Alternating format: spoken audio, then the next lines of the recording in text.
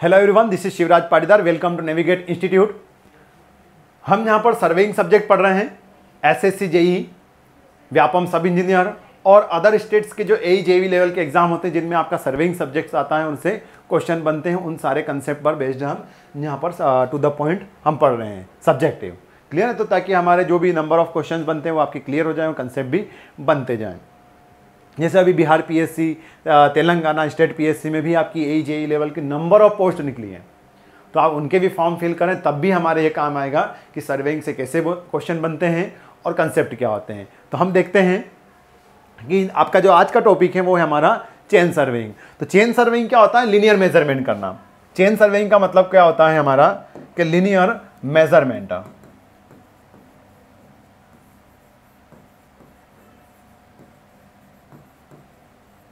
Linear measurement करना guys, ये हमारा होता है चेन सर्वेइंग। अब चेन मतलब ये नहीं कि सिर्फ चेन से मापना, चेन हो सकती है, टेप हो सकती हैं, तो उसके थ्रू हम जो हॉरिजॉन्टल या लीनियर मेजरमेंट करते हैं एक स्मॉल ग्राउंड पर, जो थोड़ा सा अंडुलेटिंग ना हो, इतना एक रेगुलर टोपोग्राफी हो, तो वहां पर हम इजीली क्या कर सकते हैं? चेन सर्वे कर सकते हैं। बात करें कि इसके प्रिंसिपल की, तो प्रिंसिपल क्या है इसका? तो चेन सर्वे का प्रिंसिपल है हमारा, चेन सर्वे का प्रिंसिपल क्या है आपका? ट्रेंगुलेशन। और ट्रेंगुलेशंस का मतलब होता है कि सर्वेड एरिया डिवाइडेड इनटू, हम क्या करेंगे? Served area divided into number of triangle by connected lines, by connected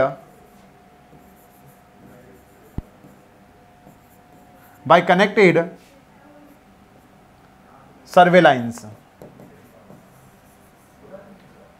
उन सर्वे लाइन से आप क्या कनेक्ट कर करके ट्रेंगल बनाते जाते हैं, तो वो हमारा क्या कहलाता है? Triangulation principle. अब यहां पर क्या होता है कि जो आपकी लाइंस होती हैं वो ज्यादा से अच्छे एक दूसरे को इंटरसेक्ट करें। लाइक दैट, ये पॉइंट है जैसे हमारे,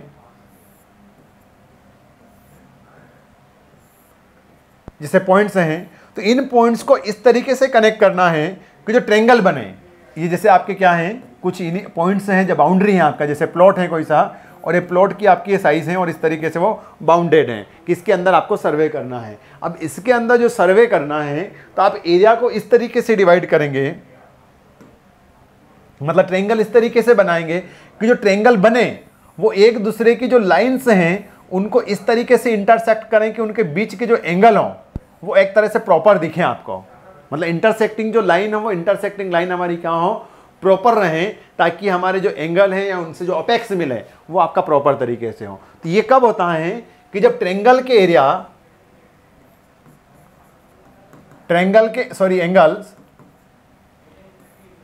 angle of triangle lies between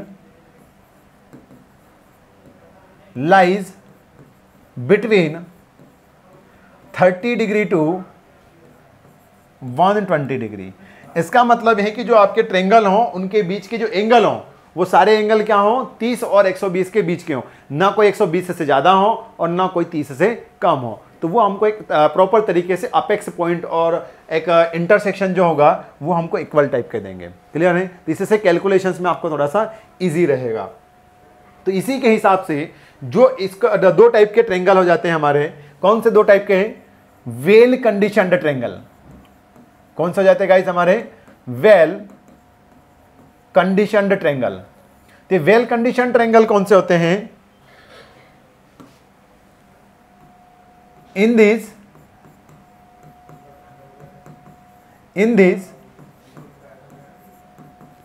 angles of triangle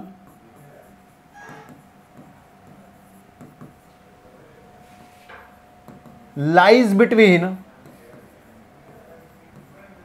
30 degree to 120 degree. जैसे कि एक एग्जांपल लें आप, तो ये जैसे ट्रेंगल बना मान लीजिए, इस ट्रेंगल में ये एंगल और ये एंगल, मान लीजिए कि ये कोई 40 डिग्री है या 60 डिग्री है और यह आपका 80 डिग्री है। तो सारे एंगल क्या है, 30 से ज़्यादा है और 120 से कम है। तो ये हम कौन सा बोलेंगे इसको, वेल कंडीशनड ट्रेंगल। नेक्स्ट होता है हमारा इल condition triangle.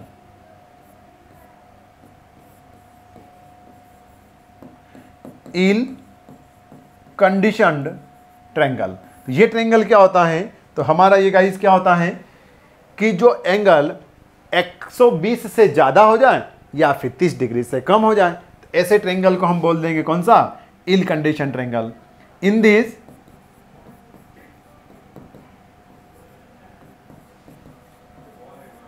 Angles less than 30 degree are greater than 120 degree, तो उसको हम क्या बोलेंगे, इल कंडीशन ट्रेंगल। जैसे इसका एग्जांपल देखें तो क्या होगा, जैसे कि ये मान ले कोई सा ये ट्रेंगल बन रहा है। अब ये मान लीजिए कि 29 डिग्री है, 20 डिग्री है और ये एंगल बना आपका 125 डिग्री, 130 डिग्री, ऐसा एंगल बन रहा है। ये कौन सा है, एल कंडीशन ट्रेंगल। इसका अपेक्स पॉइंट इतना प्रॉपर नहीं रहेगा जितना आपके इस वेल कंडीशन ट्रेंगल का रहता है। और एक नोट में लिखें तो एक हमारा होता है आइडियल कंडीशन। आइडियल क्या होती है कि जो वेल एंड गुड हो। आइडियल मतलब क्या होता है, बोलते हैं ना ये बंदा बहुत शानदार है, तो आइडियल का मतलब क्या है, जिसमें बहुत अच्छी बातें हों, जिसमें खराबी कोई ना के बराबर हो। तो ऐसा ही हमारा होता है इक्विलेटरल ट्रेंगल। तो एक नोट में क्या लिखेंगे हम, आइडियल वेल कंडीशनड ट्रेंगल। तो आइडियल वेल कंडीशन ट्रेंगल क्या होता है, इक्विलेटरल जो ट्रेंगल है, इक्विलेटरल यानी कि समबाहु त्रिभुज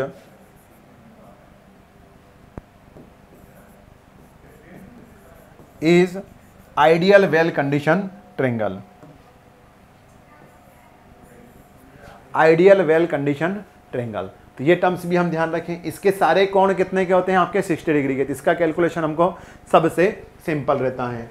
नेक्स्ट टर्म्स पर बात करें कि चेन सर्वे हम प्रपोज कैसे करते हैं या उसको कैसे हम कैरी करते हैं, चेन सर्वे करते कैसे हैं, तो वो हम देख लेते हैं। यहाँ पर क्या है कि हमारे जैसे कोई पॉइंट्स हैं, ये पॉइंट ए या पॉइंट बी या पॉइंट सी, पॉइंट डी और ये पॉइंट ई, इनको हम क्या करेंगे, कनेक्ट करना है आपको।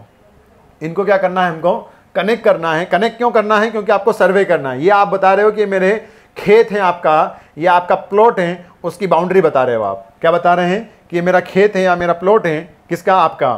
तो उसकी क्या है कि ये बाउंड्री है हमारी, कि ये हमारे खेत की क्या है, बाउंड्री है। तो हम क्या कर रहे हैं, सर्वे कर रहे हैं। तो सर्वे करेंगे तो आप क्या बोलोगे कि इसकी जगह आप बोल दोगे कि ये बस इतना हिस्सा हमारा है। तो ये हिस्सा आपने फिक्स कर दिया, तो इसको लाइंस को क्या कर दिए हैं, कनेक्ट कर दिया हम।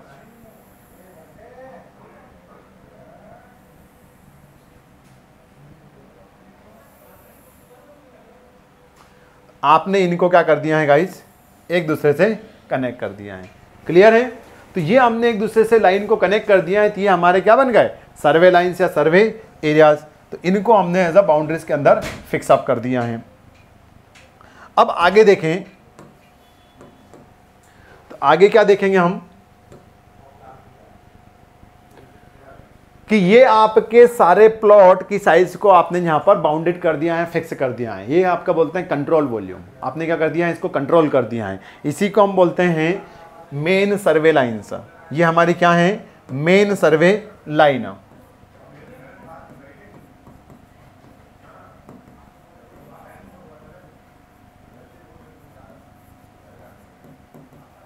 मेन सर्वे लाइन। तो मेन सर्वे लाइन क्या करती है, हमारी पूरी बाउंड्री को फिक्स अप कर देती है कि जिससे आगे आपको सर्वे करना ही नहीं है, मतलब जिसके आगे आप बाहर जा ही नहीं सकते हैं। गाइस ये हमारे जो ईडी लाइन है, इसके बाहर आप जा सकते हो कि आपको जगह कम पड़ रही है, तो नहीं जा सकते ना, दूसरों का प्लॉट है हमारा। तो हमारा जो भी सर्वे होगा इस बाउंड्री के अंदर होगा, जिसको हम क्या बोलते हैं, मेन या कंट्रोल लाइन। और इसी कंट्रोल लाइन को बोलते हैं हम मेन सर्वे लाइन। अब इनकी बात करें तो इनको हम बोलते हैं मेन सर्वे स्टेशन।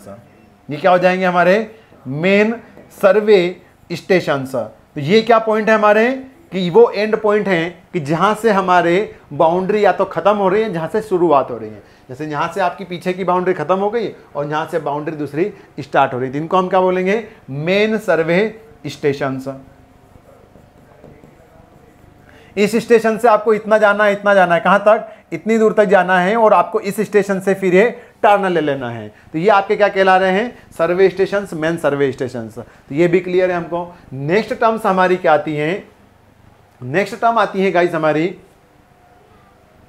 मेन सर्वे के बाद में, लाइंस को कनेक्ट करने के बाद में हम करते हैं फिर कि आपका सर्वे एरिया किसके ऊपर डिपेंड करेगा या कैसे आगे हमको बढ़ना है। तो हमको आगे कैसे बढ़ना है? सर्वे, चेन सर्वे का मतलब या नॉर्मल सर्वे का मतलब क्या है? आसपास की डिटेल को शो करना। क्या करना है? आसपास की डिटेल को शो करना है। तो आसपास की डिटेल को शो करने के लिए अब जैसे यहां पर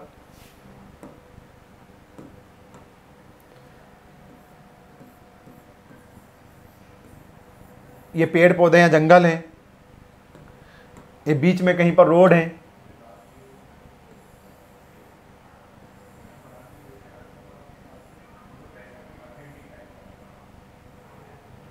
ये ऐसा रोड है, कहीं बिल्डिंग्स हो सकती हैं,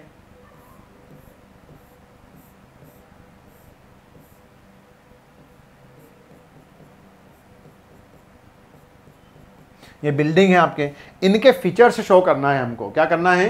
इनके फीचर्स शो करना है कि कहां पर किस पोजीशंस पर लाई कर। तो कोई आपके क्या हो सकते हैं, किसी सर्वे लाइन से दूर हो सकती हैं और कोई लाइन हमारी सर्वे लाइन से पास में हो सकती हैं। तो हम क्या करेंगे कि पूरा सर्वे लगभग आपका क्या रहे, पूरे सर्वे लाइन के कनेक्टेड रहे, पास में रहे, तो हम एज अ रेफरेंस लाइन ले लेते हैं। तो हम reference line in main survey line को ना मानते हुए कौन सी लाइन ले लेते हैं? पूरे सर्वे एरिया के बीच की लाइन है, जिसमें क्या हो जाए कि लगभग पूरा एरिया आपका लगभग अप्रॉक्सीमेटली हाफ एरिया में डिवाइड हो जाए। तो इसको हम क्या बोलते हैं कि जैसे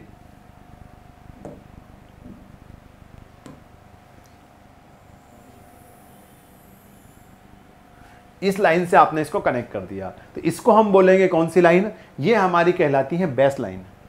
ये क्या कहलाती है? हमारी बेस लाइन। और ये बेस लाइन जितनी एक्यूरेट होगी guys,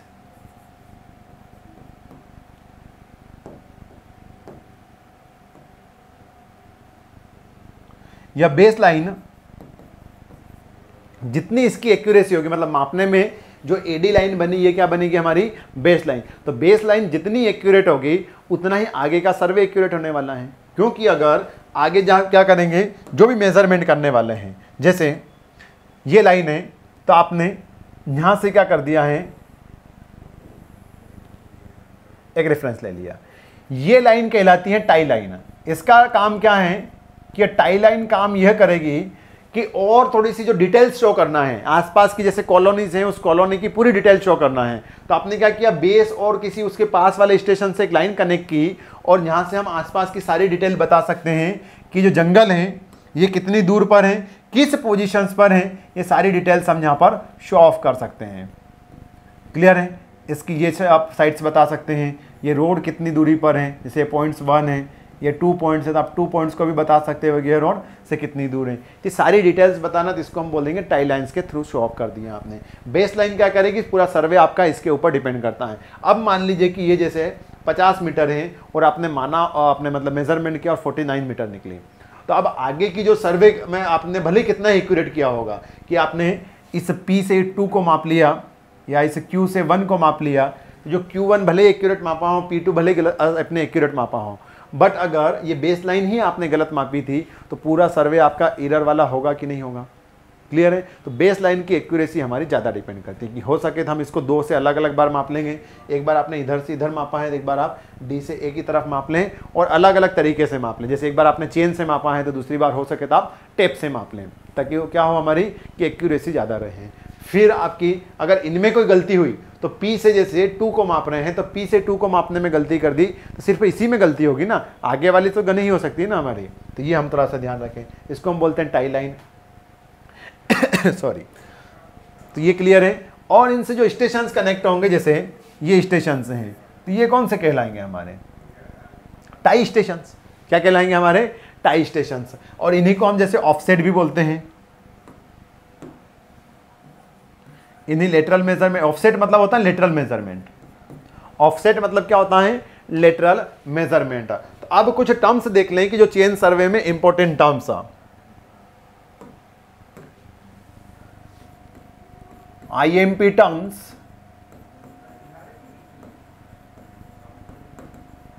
in a chain survey,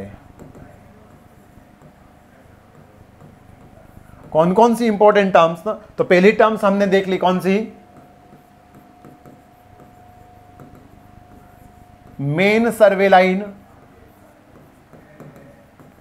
दूसरी टर्म्स देखी, मेन सर्वे लाइन क्या होती है कि जो आपके मेन सर्वे स्टेशन या जो आपकी बाउंडेड एरिया हैं उस बाउंडेड एरिया को क्या करते हैं, वो कंट्रोल प्रोवाइड करते हैं। तो कंट्रोलिंग लाइन को क्या बोलते हैं हम, मेन सर्वे लाइन। और मेन सर्वे लाइन जिन पॉइंट से इन पॉइंट से कनेक्टेड रहती हैं उनको हम बोलते हैं मेन सर्वे स्टेशन। उनको हम क्या पढ़ते हैं, मेन सर्वे स्टेशन। नेक्स्ट टर्म्स हमने क्या पढ़ी है, बेस लाइन। तो बेस लाइन क्या होती है, जिसके ऊपर ऑल सर्वे आपका डिपेंड करता है, या वो बेस लाइन होती है कि जिस, अब नाम से बेस है, पूरे सर्वे का वो बेस रहता है, सारे ट्रेंगल्स वगैरह के आपका बेस रहता है, साथ ही साथ उसमें पूरा एरिया आपका लगभग इक्वली आपका हाफ पोर्शंस में डिवाइड हो जाता है, और लगभग ही वो पूरे सर्वे एरिया के डायगोनली क्रॉस करती है, मतलब डायगोनली वहाँ से पास होती हैं। ये हमने जैसे देखे थे, ये लगभग क्या है, डायगोनली आपके एरिया से पास हो रही हैं। बात करें, हम बेस लाइन पढ़ चुके हैं। नेक्स्ट हम पढ़ी हमने टाई लाइन। तो टाई का नाम ही मतलब, टाई मतलब बांधना। ये टाई क्या कर रही है, छोटे जो आसपास की लोकेलिटीज़ हैं या कम्युनिटीज़ हैं या जो आसपास की जो डिटेल्स हैं वो आप बेस लाइन से थोड़ी सी दूर पड़ रही हैं, और तो उसको डिटेल्स में शो ऑफ करने के लिए हम पास में क्या ले लेते हैं, एक ऑफसेट ले लेते हैं, लाइन्स ले लेते हैं। जो टाई लाइन क्या करती है, हमारी बेस लाइन से मेन सर्वे स्टेशन को कनेक्ट कर देती हैं, और वहाँ से हम उस प्रोजेक्ट की या उस ऑब्जेक्ट्स की ज़्यादा डिटेल में बता सकते हैं। ज़्यादा उसकी जो भी डिटेल्स हैं वो क्लियरली हम वहाँ पर शो ऑफ कर सकते हैं। तो वो हमारा क्या हो जाएगा, टाई लाइन्स। तो टाई लाइन क्या करती हैं, सब्सिडरी पॉइंट्स को, सब्सिडरी डेटा को डिटेल में रिप्रेजेंट करने के लिए हम टाई लाइन का उपयोग करते हैं। और टाई लाइन्स और बेस लाइन और इनके बीच में जो स्टेशंस रहते हैं, जहाँ पर हमने इंस्ट्रूमेंट्स वगैरह यूज़ करते हैं, जो एंड पॉइंट्स रहते हैं, उनको हम क्या बोलते हैं, टाई स्टेशंस। क्लियर है। नेक्स्ट टर्म्स है हमारा चेक लाइन। तो ये क्या काम करती हैं, ये यूज करते हैं to check the accuracy of work, to use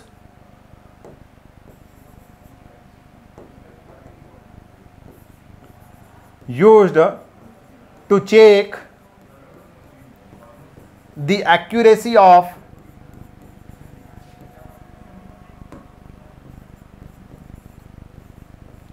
work. मतलब जो आपने चेन सर्वे किया है उसकी एक्यूरेसी चेक करने के लिए हम चेक लाइन का उपयोग कर। अब ये कैसे करेंगे, तो गाइज हम जब बना लेंगे तभी तो उसकी एक्यूरेसी चेक करोगे ना।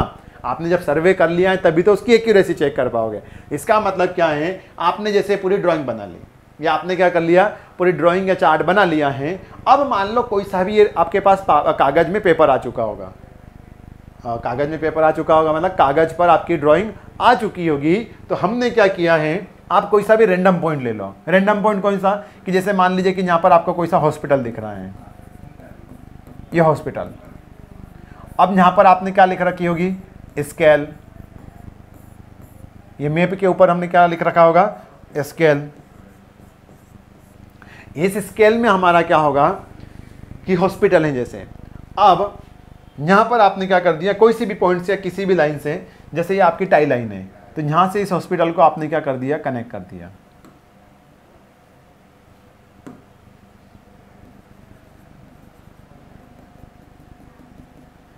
ये जैसे आपकी टाई लाइन है अभी, है ना, जो भी है, ये आपने हॉस्पिटल से क्या बता दिया, टाई लाइन से या जो भी लाइन से कनेक्ट कर दिया।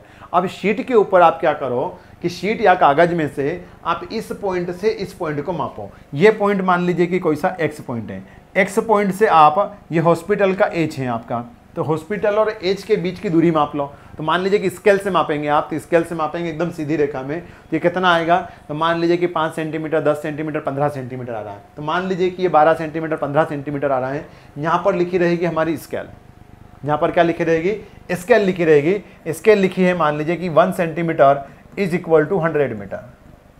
कितना लिखा आपने कि 1 सेंटीमीटर मेरा ग्राउंड पर कितना रिप्रेजेंट करेगा, 100 मीटर रिप्रेजेंट करेगा। तो अगर ये 12 सेंटीमीटर की स्केल यहाँ पर है तो वो ग्राउंड पर कितना है, 1200 मीटर है। क्लियर है कि नहीं है? तो आप क्या बताओगे, अब ग्राउंड पर जाओगे, ग्राउंड पर आपको ये पता होगा कि ये जो, और मान लो आप इसमें से क्या मान ले कि इस पॉइंट से ये x की दूरी जो है वो भी आपको पता चल जाएगी। तो इस पॉइंट से आपको x मापना है और वहां से x से 1200 मीटर एकदम सीधी, और कौन सी साइड में, राइट हैंड साइड आप जाएं अगर, तो आपको क्या मिले, h मिलना चाहिए।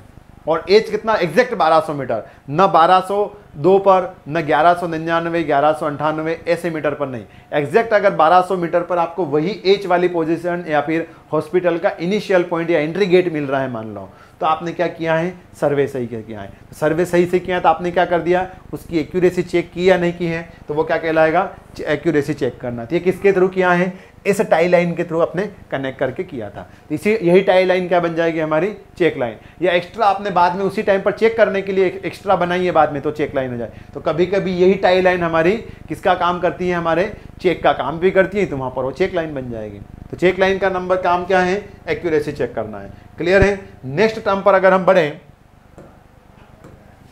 तो नेक्स्ट टर्म्स हमारी क्या हो जाएगी इनमें, ऑफसेट। ऑफसेट का मतलब होता है, ऑफसेट का मतलब होता है लेटरल मेजरमेंट। लेटरल और ट्रांसवर्स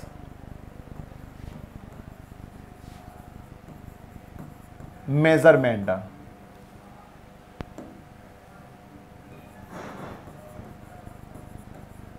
ट्रांसवर्स मेजरमेंट। और लेटरल और ट्रांसवर्स मेजरमेंट क्या होता है, एक होता है लीनियर या लॉन्गिट्यूडनल मेजरमेंट। गाइस जब हम जैसे रोड पर आगे बढ़ रहे हैं, तो रोड पर आपकी गाड़ी आगे बढ़ती है, तो आप लेफ्ट या राइट देखते हो ना, तो आप जो आगे बढ़ रहे हैं वो है आपका लॉन्गिट्यूडनल मूवमेंट या लीनियर मूवमेंट कहलाता है। क्लियर है? और आप अगले शोल्डर की तरफ लेफ्ट हैंड साइड या राइट हैंड साइड देखते हैं, तो इसका मतलब क्या है, आप लेटरली कुछ व्यू कर रहे हैं। आप जैसे मंदिर देख रहे हैं, हॉस्पिटल देख रहे हैं, कोई कॉलेज देख रहे हैं, स्कूल देख रहे हैं, एनीथिंग एज इट इज, कोई सी भी एनीथिंग आप कोई सी चीज़ें देख रहे हैं, तो वो हमारा क्या कहलाता है, लेटरल ऑब्जर्वेशन। तो वही लेटरल ऑब्जर्वेशन अगर हम डिस्टेंस में मापें तो उसी को हम क्या बोलते हैं, ऑफसेट लेना। आप जैसे रोड की सेंटर लाइन से बताएं कि आपका खुद का मकान कितनी दूर है, तो वो आपने ऑफसेट लेके बताया। पहली बार आप जैसे घर बना रहे हैं, रोड साइड आपका मकान है, तो आप जैसे बताते हो ना कि रोड की सेंटर लाइन से 60 फीट, 55 फीट, 52 फीट आपको जगह छोड़ना पड़ती है। तो आप रोड की सेंटर लाइन से 52 फीट जो जगह छोड़ेंगे, तो आप रोड की सेंटर लाइन से 52 फीट मापेंगे। तो जो 52 फीट मापा है आपने, वो क्या है, आपने ऑफसेट लिया है कि इस 52 फीट के बाद हमारा पहला कॉलम या पहली फुटिंग आएगी। क्लियर है? इसको हम बोलते हैं ऑफसेट लेना। क्लियर है? नेक्स्ट टर्म्स है हमारी चेनेज। मतलब नेक्स्ट टर्म्स कौन सी होती है हमारी, चेनेज। और चेनेज टर्म्स क्या होती है कि जो सर्वे में हम आगे कितना मेजरमेंट कर पा रहे हैं, या चेनेज नाम से ही पता चल रहा है आगे कौन सी लाइन को आपका मापते हुए जाना है। जैसे इसको एक छोटे से एग्जांपल से देखें, क्या एग्जांपल ले लें कि जैसे ये ए है, गवर्नमेंट भी निकालती है जैसे प्रोजेक्ट्स वगैरह, ये बी है और ये सी पॉइंट है। अब जैसे बोल दिया है, आप सर्वे इनिशियल पॉइंट होता है ना, जैसे आगरा बॉम्बे रोड बनाना है, क्या बोलते हैं कि आगरा बॉम्बे रोड बनाना है, तो ये आगरा बॉम्बे जो रोड बनेगा, इसमें क्या होगा, आगरा से कनेक्ट करेंगे, मुंबई पर ख़त्म कर देंगे, या मुंबई से चालू करेंगे और आगरा पर ख़त्म कर सकते हैं। क्लियर है? ऐसे तो ये इनमें क्या हो जाते हैं, इसको हम बोलते हैं पूरी एक चेनेज आपको कंप्लीट करना है। अब जरूरी है कि आगरा से बॉम्बे आपका एक ही टाइम पर और एक ही साल में कंप्लीट हो जाएगा रोड, नहीं है ना। तो हम क्या इस प्रोजेक्ट्स को डिवाइड कर देंगे। कैसे डिवाइड कर दिया कि भाई साहब आगरा से इंदौर तक कोई अलग कंपनी को टेंडर दे दिया, इंदौर से उज्जैन तक, देवास तक अलग को दे दिया, उज्जैन से शाजापुर ग्वालियर तक किसी और को दे दिया, ग्वालियर से आगरा के लिए किसी अलग अलग कंपनी को प्रोजेक्ट दे दिया। तो ये क्या है, आपने चेन मतलब उस लेंथ को क्या कर दिया है, डिवाइड कर दिया है। तो हम क्या बोलेंगे, जैसे जीरो से स्टार्ट हो रहा है, ये क्या हो रहा है, ये जैसे हमारा जीरो से स्टार्ट हो रहा है, तो जीरो से 50 किलोमीटर तक आपको बनाना है। क्लियर है? आपको 50 से आगे बनाना है। तो अब यहाँ पर क्या बनाएंगे, जो दूसरी कंपनी आएगी वो कहाँ से 50 से चालू होगी, और मान लीजिए कि ये 150 किलोमीटर है। ये कितना है, मतलब जीरो से चालू होंगे तो ये 150 होगा। थोड़ा सा मैं यहाँ पर शो ऑफ करने के लिए लिख देता हूँ कि मान लीजिए कि ये जो सी दूरी है, ये कितनी है यहाँ पर, तो यहाँ पर मान लीजिए कि 150 किलोमीटर है। 150 किलोमीटर है। तो अब आपने क्या कर दिया कि ए से बी तक आपने किसी दूसरी कंपनी को दे दिया प्रोजेक्ट, बी से सी के लिए अलग टेंडर निकाला। तो टेंडर क्या निकाल लेंगे आप, ये बोलेंगे क्या कि आपको 0 से लेकर 150 किलोमीटर तक रोड बनाना है, नहीं बोलेंगे। आपके टेंडर में क्या लिखा रहेगा कि आगरा बॉम्बे रोड या A to C रोड बनाना है, और रोड कहां से कहां तक बनाना है, तो चेनेज नंबर 50 से आपको बनाना है 50+100। क्लियर है? इसका मतलब क्या है कि 50 तो पहले से ही बना हुआ है, आपको 100 किलोमीटर और बना कर देना है।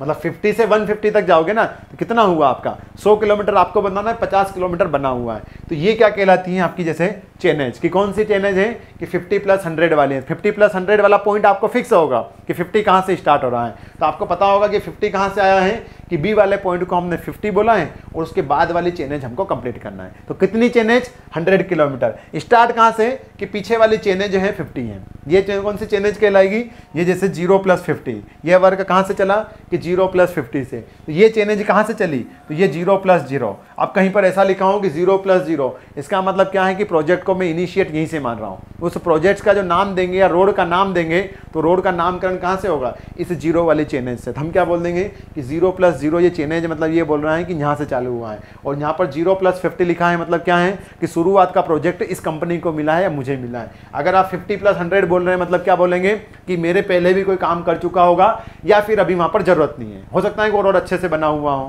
क्लियर है? तो ये इस टाइप से हमारा हो सकता है। तो इन टर्म्स को हम बोलते हैं चेनेज टर्म्स। क्लियर है? नेक्स्ट फिर हम देखते हैं चेन।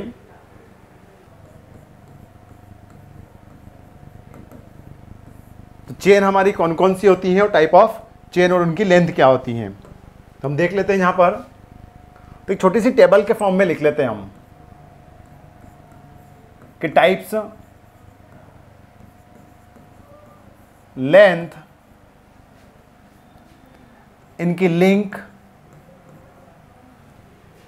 तो अगर पहली देखें हम तो हमारी होती है कौन सी, मैट्रिक चेन। पहली कौन सी होती है गाइस हमारी, मैट्रिक चेन, जो मीटर में ग्रेजुएटेड होती हैं। मैट्रिक चेन मतलब मीटर में ग्रेजुएटेड होती है। मीटर में ग्रेजुएटेड मतलब इनकी लेंथ हमारे पास जैसे 20 मीटर, 30 मीटर, 25 मीटर, ऐसी कुछ लेंथ में रहती हैं। और वन लिंक ऐसा लिखें हम, एक टेबल और क्या बना लेंगे, length of one link, length of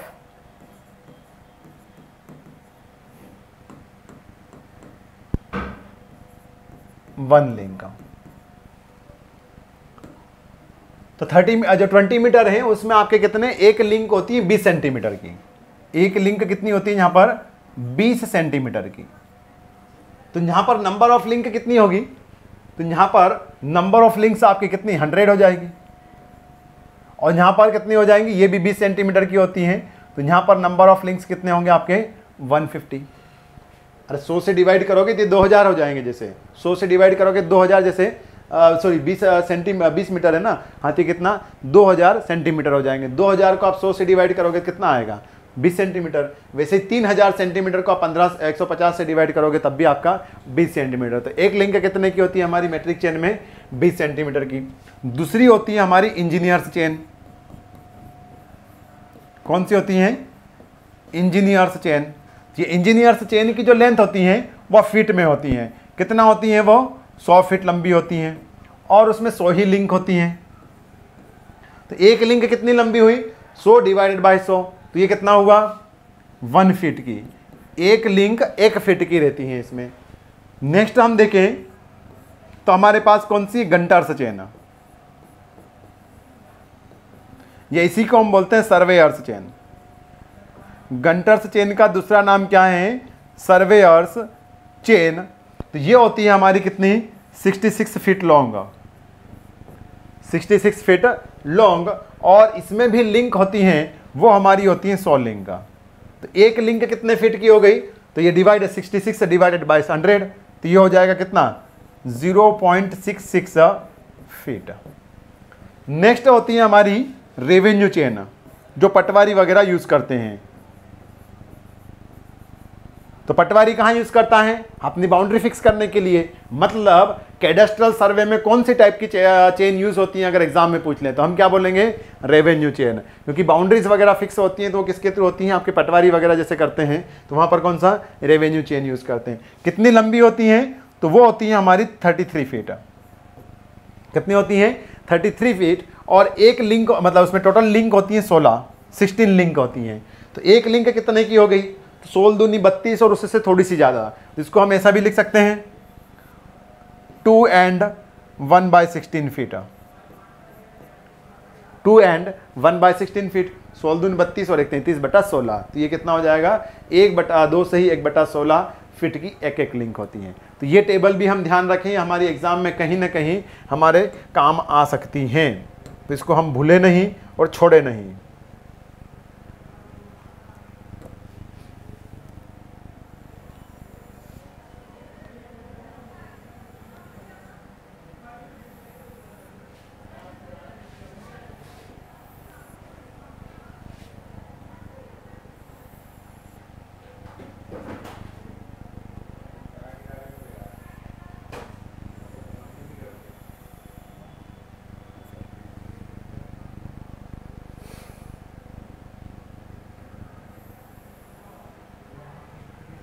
clear? तो ये हमारी क्या हो जाएगी? एक टेबल। अब यहाँ पर एक थोड़ी सी इंपॉर्टेंट टर्म देख लेते हैं इन्हीं के कंपैरिजन में। इन्हीं के कंपैरिजन में क्या, जैसे आप बोल रहे होंगे कि 20 मीटर 30 मीटर थी, अच्छी खासी थी, 100 लिंक की, 150 फीट लिंक की, 20 सेंटीमीटर की, ये 20 मीटर की, ये भी ठीक है 100 फीट की। अब ये गंटर्स चेन, रेवेन्यू चेन, इनमें क्या है कि कोई 66 फीट की है और कोई 33 फीट की है हमारी। तो या तो 60 फीट की रख लेते, 30 फीट की रख लेते, 70 फीट की रख लेते, इसको 40 फीट कर देते, 50 फीट कर देते। जैसा बीच में क्यों रखा होगा? तो बीच में इसलिए रखा कि गाइस ये हमको थोड़ा सा आपको क्लिक करना होगा। ये कोई आज और कल की बात तो है नहीं, ये आज़ादी के पहले की या फिर ब्रिटेन के टाइम की बात है। ब्रिटिश काल जो था हमारे साथ में था, अंग्रेजों के शासन के समय, उसके पहले से सर्वे वगैरह होने लग गया था। तो उस टाइम के सर्वे की बात है। तो ब्रिटिश वगैरह में जनरली फीट और यार्ड वगैरह में हम वर्क करते हैं। तो थोड़ा सा हम यहाँ पर देखें कुछ महत्वपूर्ण बिंदुओं के बारे में। तो यहाँ पर लिख लें जैसे हम नोट, ये आपके थोड़ा सा साइड में बता रहा हूँ मैं ऐसे आपको। तो क्या नोट में लिखेंगे, जैसे बेसिक लिखें पहले तो, कि 1 फीट बराबर कितना होता है? मतलब 1 यार्ड में आपके 3 फीट होते हैं। तो 1 फीट में 1/3 यार्ड हो जाएंगे। 1 yard is equal to 3 feet. और 1 एकड़ जो होता है, 1 एकड़ वो होता है 43,560 स्क्वायर फीट के बराबर। किसके बराबर होता है? 43,560 स्क्वायर फीट के बराबर होता है, या 4840 स्क्वायर यार्ड के बराबर होता है।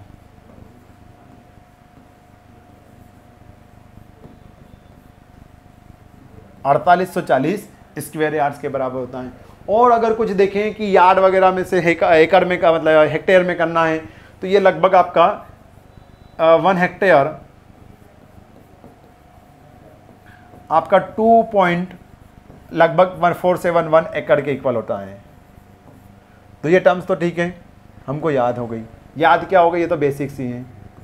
अब यहाँ पर जो ध्यान देने वाली बातें हैं, जो अभी मैंने बताया आपको कि ये चेन वगैरह में हमने ऐसा क्यों यूज़ किया होगा। तो गाइस होता क्या है कि जो आपका 1 एकड़ है, इसमें एक ये भी लिख लें, हाँ ये साइड यहाँ पर लिख लें कि 1 माइल जो होता है, मतलब 1 माइल कितने का होता है? तो अगर हम गंटर्स चेन में देखें तो ये होता है 80 इंटू गंटर्स चेन।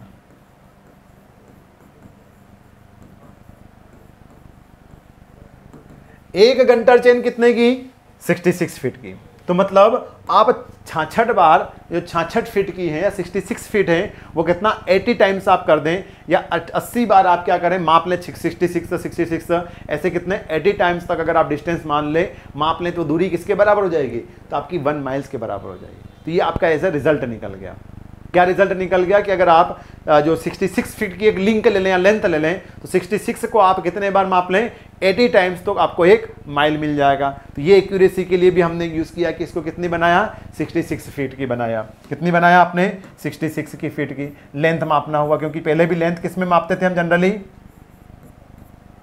अब ऐसा तो नहीं कि आप 1 माइल की चेन बना सकते थे। तो इसलिए छोटी से छोटी यूनिट क्या हुई हमारी 66 फीट की, या 33 फीट की होती तो क्या हो जाता, ये 160 बार कर देते आप।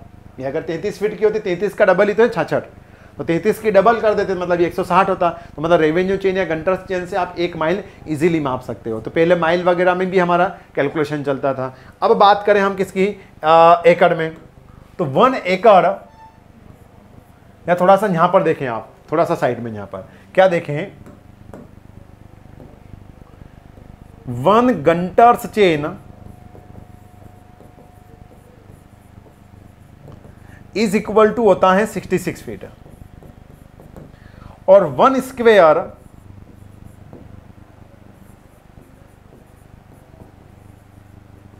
गंटर्स चेन, 1 स्क्वेयर गंटर्स चेन मतलब ये होता है कि 2 बार आप लंबाई, मतलब एक बार लंबाई की तरफ एक बार चौड़ाई की तरफ गुना कर दें, तो मतलब क्या हो जाएगा 66 फीट इंटू 66 फीट। अगर आप इसका गुणा करेंगे तो ये कितना आएगा, इसका जो स्क्वायर आता है वो आता है 4356 square feet.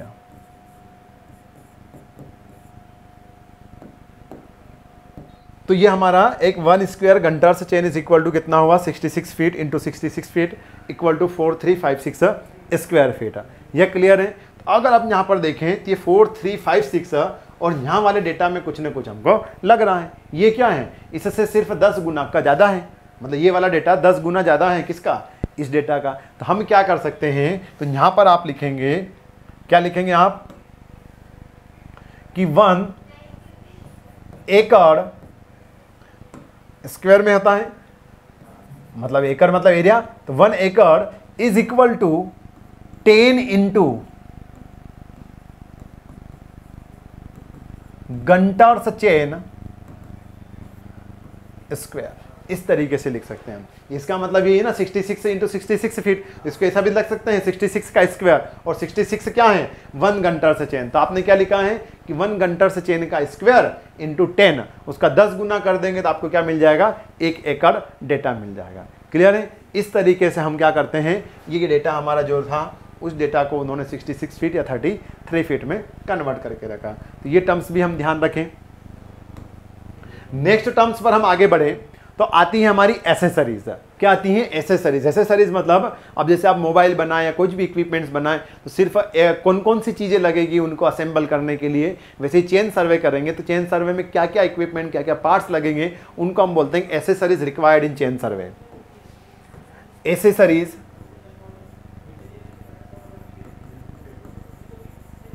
Accessories required in chain survey. तो एसेसरीज कौन कौन सी रिक्वायर्ड होती हैं, तो फर्स्ट होती है मुझे, जैसे सबसे पहले आपका क्या काम रहेगा, इसी लाइनों को सीधी रेखा में करना, 2 पॉइंट्स को या 3 पॉइंट को एक दूसरे के एक सिद्ध में लाना, और उसके लिए हम यूज करते हैं रेंजिंग रोड का। तो क्या काम आती है हमारी रेंजिंग रोड, तो नाम से पता चल रहा है रेंजिंग अ लाइन, एक सीधी रेखा में लाइन को करने के लिए हम रेंजिंग रोड का उपयोग करते हैं। इसके जो डिविजन्स होते हैं, रेंजिंग रोड के जो डिविजन्स होते हैं, या रेंजिंग रोड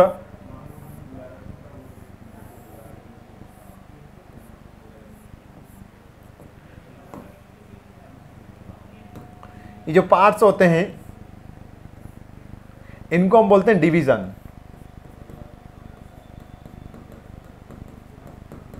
और ये डिवीजन लगभग कितना होता है आपका 20 सेंटीमीटर का। लेंथ की बात करें तो लेंथ आपकी जो होती है रेंजिंग रोड की 2 से 4 मीटर तक होती है, और यही लेंथ अगर 4 से 6 मीटर तक हो जाए ज़्यादा लंबी दूरियों को देखने के लिए, तो यही रेंजिंग रोड रेंजिंग पोल में कन्वर्ट हो जाते हैं। कब, जब इनकी लेंथ 4 से 5-6 मीटर तक हो जाए तो ये हमारे क्या कहलाते हैं, रेंजिंग पोल। और नॉर्मली 2 से 3 मीटर 4 मीटर में होते हैं, जिनको हम बोलते हैं रेंजिंग रोड। इनका जो कलर होता है, ये वाला जो पोर्शन, ये या तो रेड रहता है या ब्लैक रहता है, रेड या फिर ब्लैक, और ये वाला जो पोर्शन होता है ये हमारा होता है व्हाइट वाला जैसे। तो इसमें डिवीजन रहते हैं ताकि दिखने में आपको सही रहे और विजिबिलिटी ज़्यादा रहे। तो ब्लैक एंड व्हाइट या ब्लैक एंड व्हाइट या रेड एंड व्हाइट आपका पोर्शन रहता है। ये यहाँ पर ये नुकीला शीरा रहता है ताकि ये ज़मीन के अंदर इजीली क्या चला जाए, ज़मीन के अंदर। इसको हम बोलते हैं आयरन शू। आयरन शू मतलब आयरन का एक कवर अप होता है कि जिससे वो जमीन के अंदर इजीली पेनिट्रेट हो जाए। इसका यूज करते हैं हम रेंजिंग अ लाइन है, used to ranging a line. किसके लिए?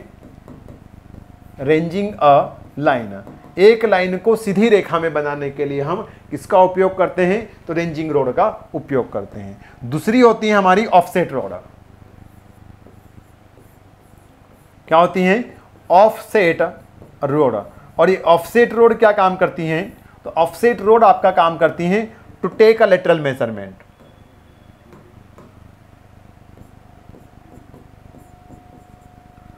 टेक लेटरल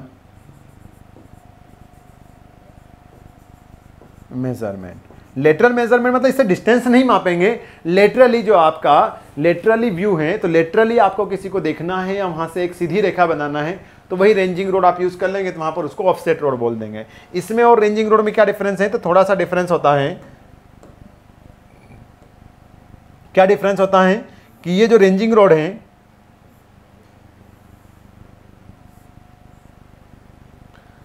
इस रेंजिंग रोड में यहां पर हुक बना देते हैं आप, और ये हुक क्या करता है, जैसे आप यहां से रस्सी बांध दें तो वो रस्सी से क्या होगी, वो फिसलेगी नहीं, नीचे उतर कर नहीं आएगी। तो इसको हम क्या बोलते हैं? हुक। वापस इनकी लेंथ, आयरन वगैरह शू ये आपके एज इट इज रहते हैं। नेक्स्ट टर्म पर जाएं तो हमारी जो रहेगी टर्म्स थर्ड में, वो क्या रहेंगे? पेग्स। पेग कौन सा वाला? कि ये आता है to mark the station, used to mark the stations. Station markup करने के लिए हम इसका उपयोग करते हैं। यह दिखता कैसा है?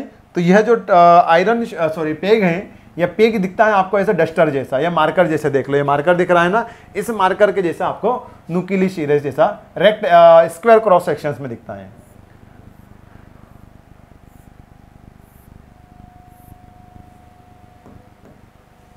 किस सेक्शंस में दिखता है?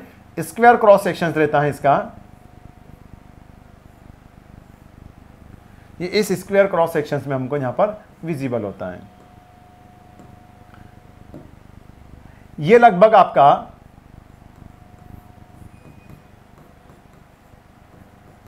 15 से 20 सेंटीमीटर लेंथ में होता है, और इसका क्रॉस सेक्शनल एरिया देखें तो 2.5 लगभग स्क्वायर सेंटीमीटर इसका एरिया होता है।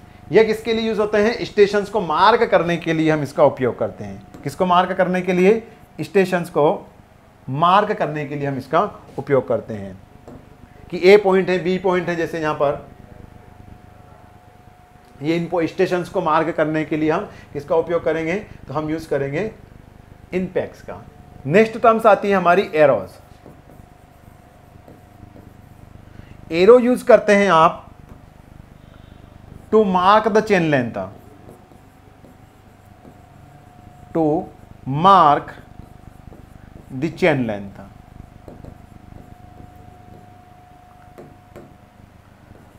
अब चेन लेंथ को मार्क करना है तो किसका उपयोग करेंगे? हम इस एरो का उपयोग करेंगे। और ये एरो दिखता कैसा है? कि आपको एक क्वेश्चन मार्क की तरफ दिखता है।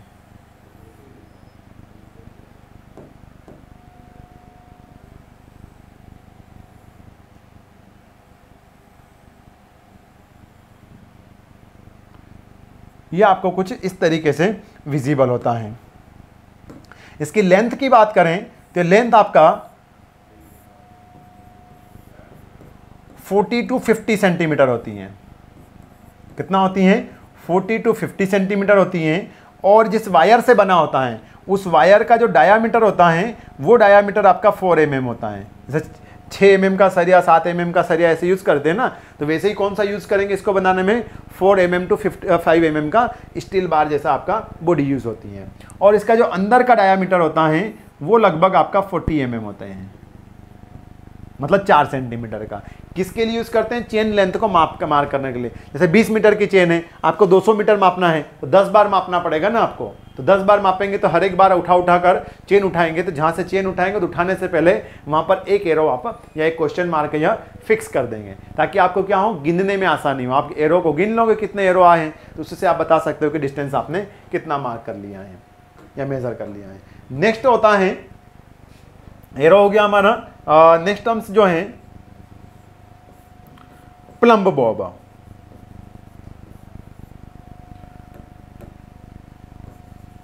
प्लम्ब बॉब किसके लिए यूज करते हैं? तो ये यूज करते हैं आप वर्टिलिटी के लिए। किसके लिए यूज करते हैं? फॉर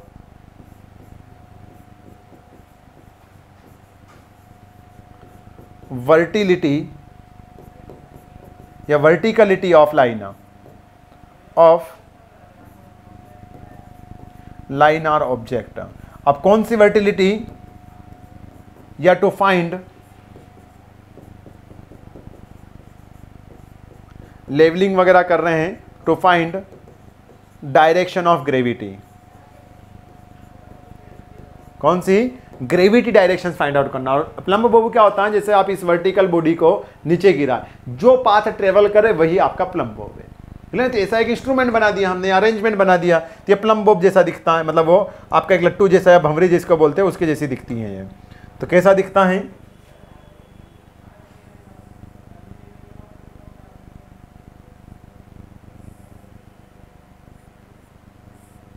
तो ये प्लम्ब बॉब और उसके साथ में, इसके साथ में ये धागा वगैरह कनेक्ट रहता है, जिससे से आप वर्टिलिटी फाइंड आउट करके बता सकते हैं। ये होता है प्लम्ब बॉब। और यही हमारी कुछ एसेसरीज होती हैं जो हम यूज़ करते हैं चेन सर्वे में आगे चेन करने के लिए। एक टर्म्स होती हैं हमारी टेलीज। टेलीज क्या होती हैं कि अब जैसे आपने चेन देखा, आपने क्या देखा? चेन। तो हम यहाँ पर जैसे एक एग्जाम्पल में बनाएं,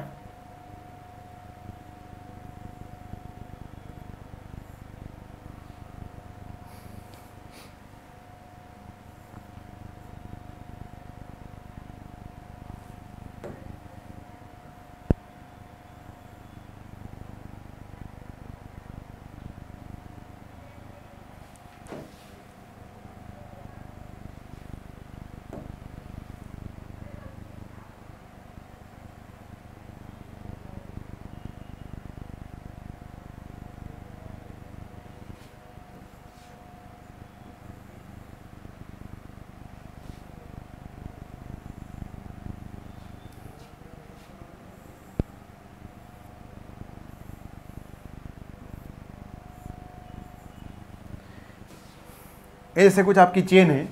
इस चेन में आप ये थोड़ा सा ध्यान रखें, इनको हम बोलते हैं लिंक।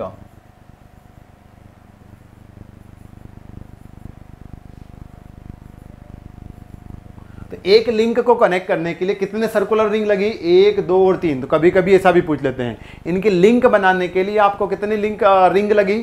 तो रिंग लगती है एक लिंक को कनेक्ट करने के लिए 1, 2 और 3। तो 2 लिंक को आपस में कनेक्ट करने के लिए आपको 3 रिंग की, सर्कुलर रिंग की जरूरत पड़ती है। पूरा ब्रास वगैरह का अरेंजमेंट रहता है।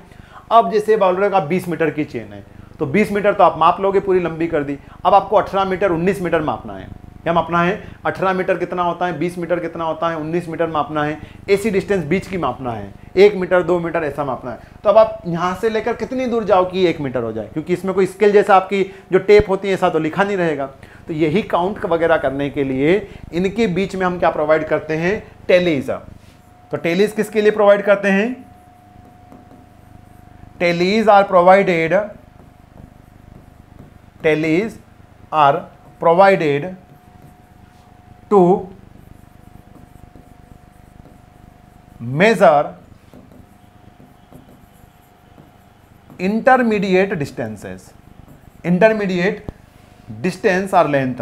ये समझ गए होंगे कि आप इंटरमीडिएट डिस्टेंस क्या, जैसे 21 मीटर मापना है तो 20 मीटर तो माप लिया, 21 मीटर तो ये 1 मीटर कैसे मापे हम? तो हम ऐसे बता देंगे कैसे कि उसके बीच में हम छोटी छोटी सी टेलीज प्रोवाइड कर देंगे। और वो टेलीज क्या होती हैं? हर 1 मीटर पर हम प्रोवाइड कर देते हैं। टेलीज क्या कर देते हैं जनरली, जो IAS सर्टिफाइड टेलीज होती हैं उसमें हम क्या करते हैं, मतलब IAS सर्टिफाइड आपकी रिंग होती हैं, उनमें आप हर 1 मीटर पर ऐसी टेलीज प्रोवाइड कर देते हैं। तो at every 1 metre 1 circular brass ring connected.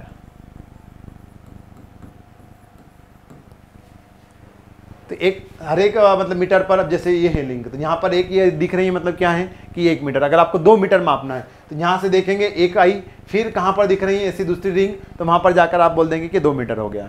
Clear है? तो ये हमने सर्कुलर रिंग्स प्रोवाइड कर दी। दूसरा क्या होता है, 5 मीटर, जैसे 20 मीटर की चेन है तो हर एक 5 मीटर पर आप क्या प्रोवाइड करते हैं, टेलिस प्रोवाइड करते हैं इन फॉर्म ऑफ टीथ। जैसे टीथ वाली होती हैं तो हर एक 5 मीटर पर आप ऐसी टीथ प्रोवाइड करते हैं।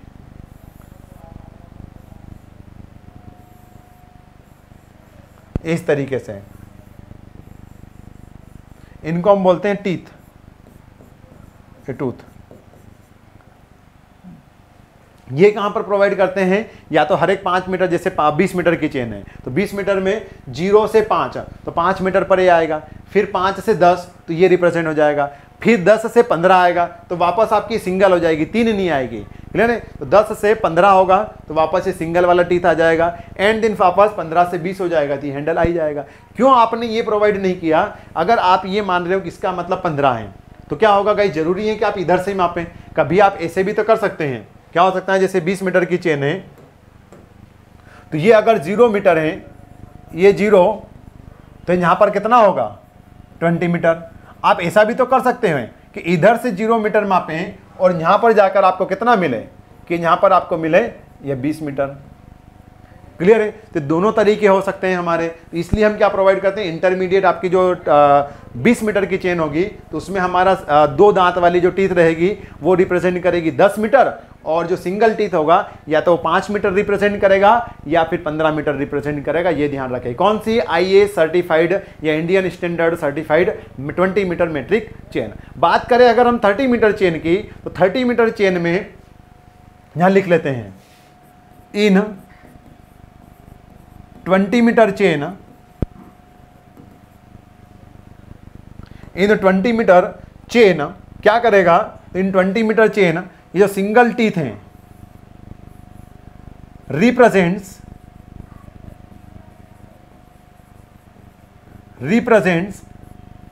5 मीटर और 15 मीटर, ताकि आपको ध्यान रहे।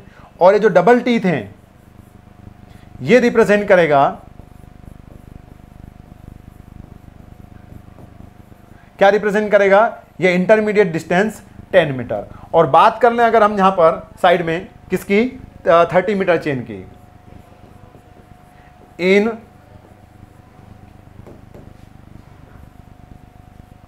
30 मीटर चेन, 30 मीटर चेन में देखें आप तो हमको क्या दिखेगा, तो आपको दिखेगा कि जो सिंगल टीथ हैं, जो सिंगल टीथ हैं तो वो क्या रिप्रेजेंट करेगा, अगर 30 मीटर की है ना तो 5 मीटर, फिर 10 मीटर, फिर 15 मीटर, और फिर क्या आएगा, 15 के बाद 25, और 25 के बाद 30,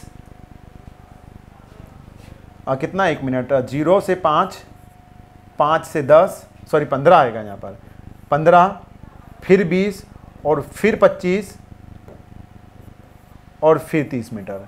तो इसका मतलब क्या हो गया, अगर यहाँ पर आप सिंगल टीथ प्रोवाइड करेंगे तो ये 0 से 5 और इधर 25, मतलब या तो ये 5 मीटर रिप्रेजेंट करेगा या फिर 25 मीटर रिप्रेजेंट करेगा। क्लियर है? तो आप एग्जाम में भी चाहें तो ऐसे बना सकते हैं, रटने की जरूरत ही नहीं है हमको। अगर आप डबल टीथ बनाएं तो डबल टीथ क्या रिप्रेजेंट करेंगे, 5, तो यहाँ पर डबल, ये तो 10 पर रिप्रेजेंट कर रहा होगा, या फिर हमको क्या रिप्रेजेंट कर रहा होगा, वो 20 मीटर। तो 10 मीटर या फिर 20 मीटर, और ये जो सेंटर वाला पोर्शन है ये 15, तो यहाँ पर क्या दांत आ जाएंगे हमारे, 3 टीथ, तो ये रिप्रेजेंट करेगा हमारे को 15 मीटर। क्लियर है? तो ये टर्म्स भी हम ध्यान रखें।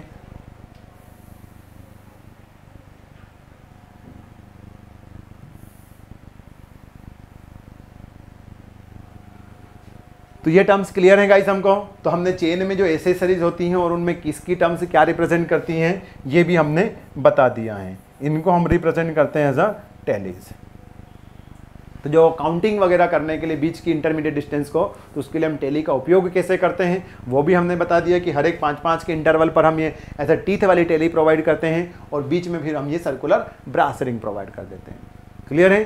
तो अब इसके आगे की जो टर्म्स हैं वो हम पढ़ेंगे फिर नेक्स्ट वीडियो में। तो अगर आपको ये वीडियो अपनी प्रिपरेशंस में हेल्पफुल लगता है तो आप वीडियो को लाइक करें, शेयर करें अपने दोस्तों के साथ में, और सब्सक्राइब कर लें चैनल को अगर आपने नहीं सब्सक्राइब किया है तो, और सब्सक्राइब करने के साथ में बेल आइकन को भी प्रेस कर लें, ताकि क्या रहे कि जो नए नए नोटिफिकेशंस आते रहें, अपडेट्स आते रहें, वो हमको मिलते रहें। बिहार पीएससी, तेलंगाना पीएससी के भी नोटिफिकेशंस आने वाले हैं या आ ही चुके हैं लगभग। आप मान लीजिए कि तेलंगाना स्टेट पीएससी और मतलब सर्कुलर तो जारी कर लिया है उन्होंने, नोटिफिकेशन भी जारी कर दिया है, बस फॉर्म फिल करने की जो डेट वगैरह किसी की 22 सितंबर से चालू हो चुकी है, किसी की आगे से। तो मे भी कि आप उसमें फॉर्म फिल करें और उनमें भी आपका सिलेक्शन होने के चांसेस रहते हैं। क्लियर है? तो ये आप सब्सक्राइब वगैरह करते रहें और दोस्तों के साथ में शेयर करते रहें, क्योंकि उनका भी फायदा हो, आपका भी फायदा हो, दोनों का सिलेक्शन साथ में हो। तो अच्छा है ना कि दोनों की पोस्टिंग अगर मान लीजिए एक ही जिले में या एक ही आसपास में मिल गई तो आप दोनों एक दूसरे से कांटेक्ट में रहेंगे। कभी मान लो दूसरे वाले से आपसे नहीं बन रही हैं तो अच्छा है ना कि आपके दोस्त से बन जाएगी आपकी। तो इसलिए आप सोचें कि मेरे साथ साथ में मेरे दोस्तों का भी सिलेक्शन होना चाहिए। ओके, मिलते हैं फिर नेक्स्ट क्लास में। Thank you to everyone.